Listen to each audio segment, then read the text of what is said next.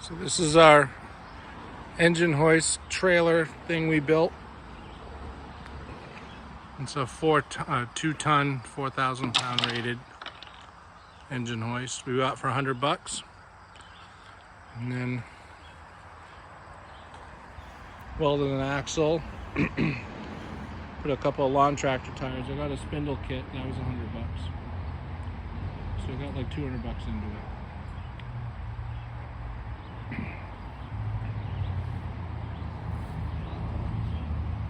I just welded a 2-inch ball trailer hitch, some square tube. We put a little extra bracing on that part there.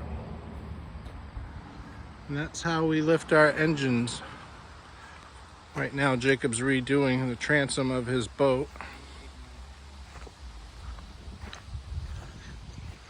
Still holding up well, no leaks. But the board he had in there before was fine for a little 25 horsepower.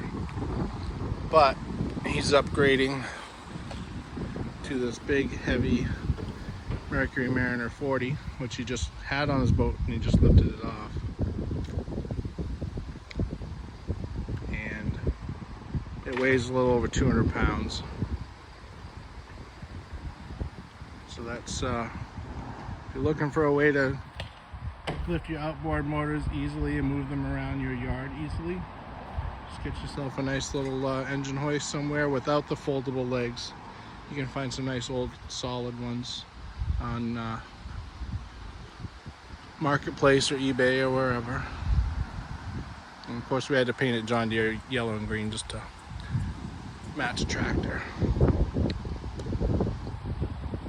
But it works really well. This is his old transom board he had made, and he's making some new plywood and then spruce it up and make it heavier duty. But we have no problem lifting the motors.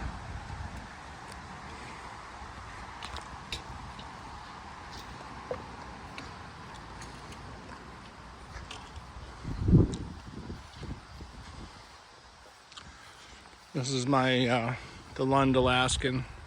You've seen it in some of the videos. This is a Suzuki 4-stroke. It's a 50 horsepower, long shaft, 20-inch shaft tiller.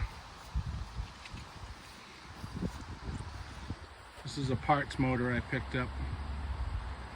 And long story short, it runs great. It just had a bunch of corrosion in the cooling channels, I believe. It's been running like brand new. So yeah, this is my Lund here. I got some switches over here. It's a bilge pump switch.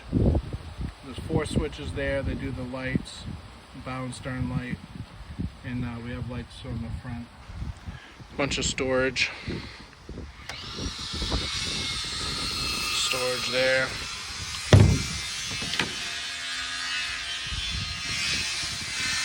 Store our fishing rods there. Put some carpeting in it.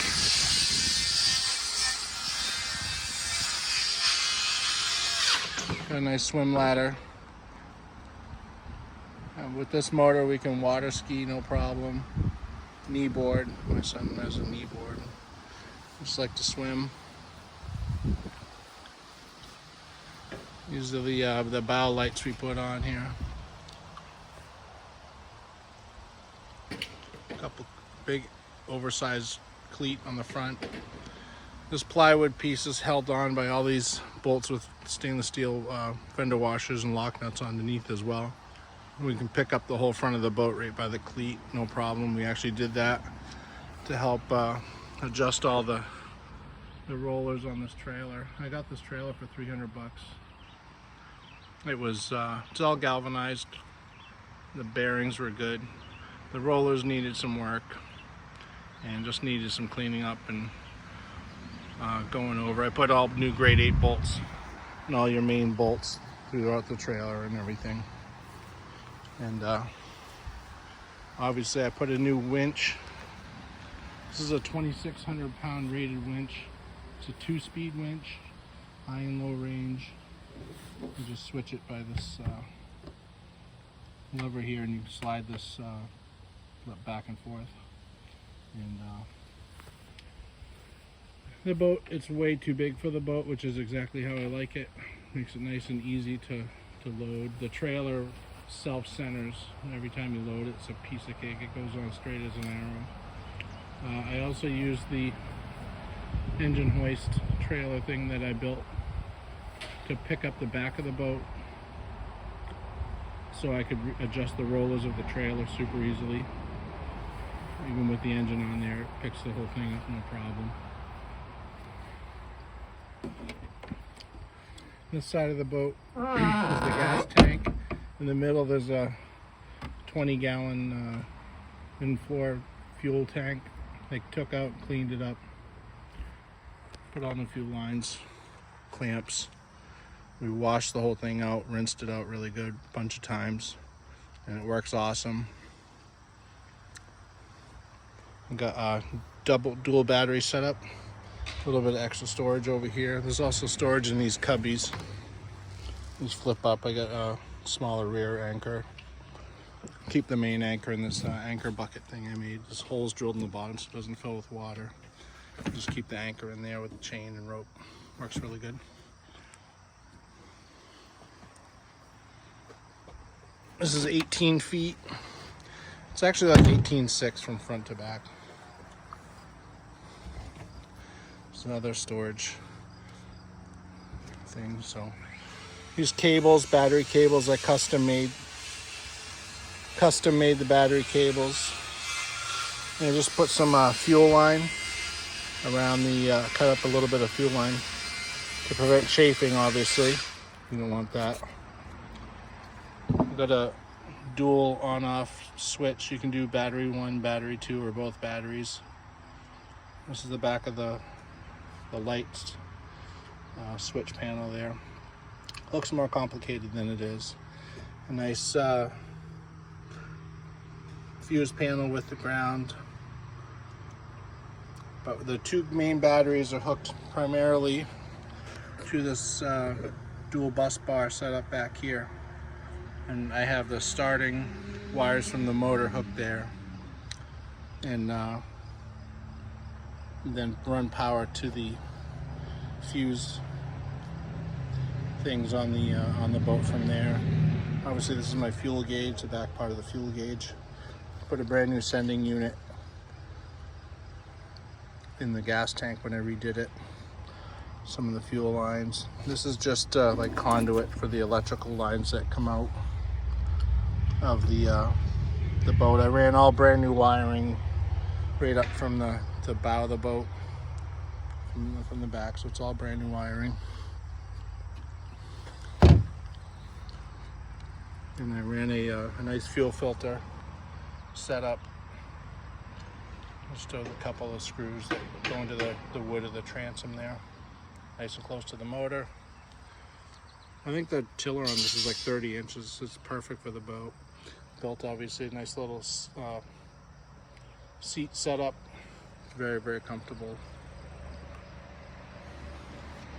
And yeah, we got lights, stern light, obviously bow light. And all new lights on the trailer.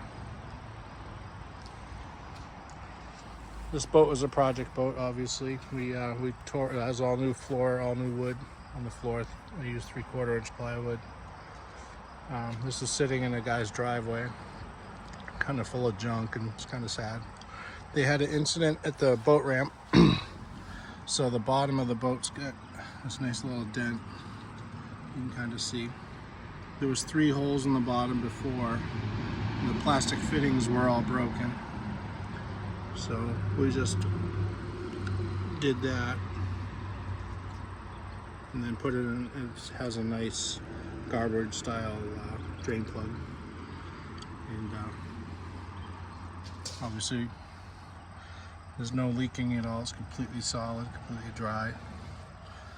This motor weighs about 250 pounds, 245 I think it is. When the engine hoist picks it up, no problem, it's effortless to put it on. The bolt holes that were on the boat actually matched up with this perfect. I think I had a Honda 50 before. Obviously this is a 4-stroke electronic fuel injection. It's awesome. The boat goes about 30 miles an hour fully loaded, no problem. That's all day long.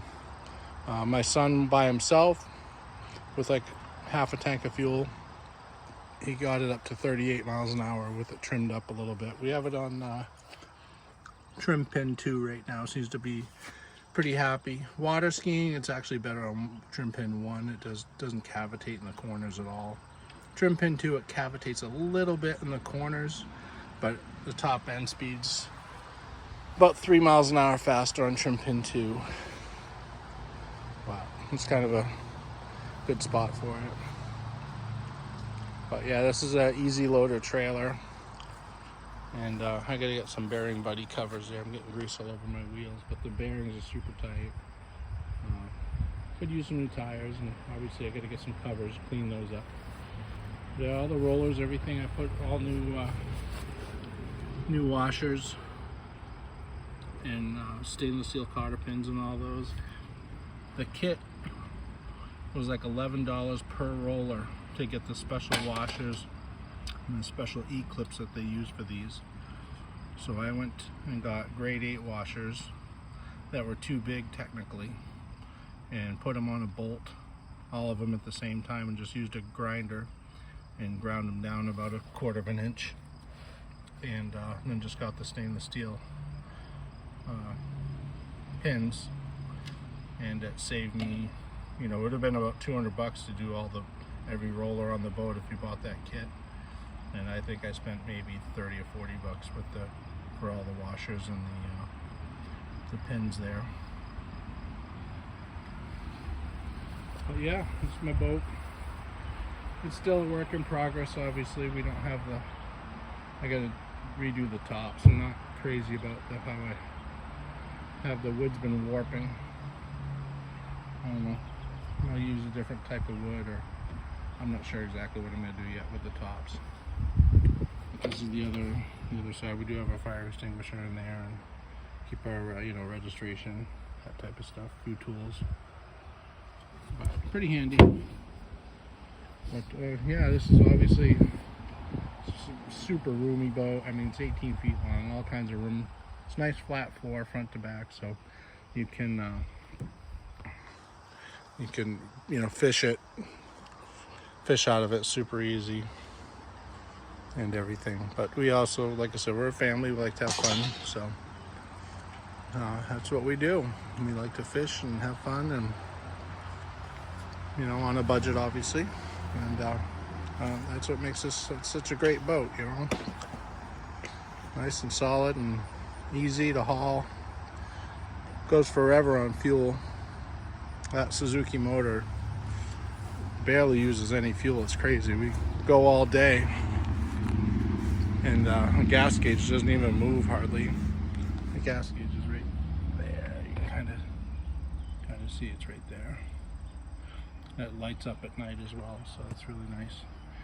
That switch panel also has USB ports and a socket. You can't really see it with the sun right now, but you can charge your phone if you need to, or run a spotlight out of a light socket, or whatever you want to do.